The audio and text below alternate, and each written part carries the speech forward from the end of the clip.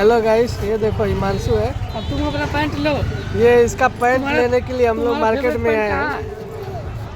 ये देखो मार्केट, जनता मार्केट है। जाओ। ये देखो हिमांशु जा रहा अपने पैंट चॉइस कर रहा है अपने से। कौन सा पैंट लेने जा रहा है हिमांशु? कौन सा पैंट चाहिए तुमको? अपने पसंद का पैंट ले लो। कौन सा चाहिए?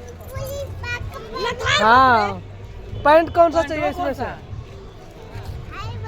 ये वाला चाहिए?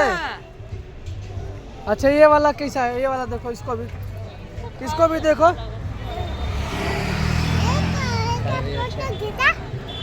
ये चाहिए? पहले तो आप पता लगा। Okay, thank you. इधर देखो। पैंट अच्छा है ना? लग रहा है अच्छा ना? बड़ा नहीं ना है? हाँ? चैन नहीं दिख रहा इसमें?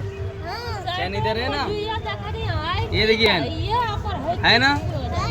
हाँ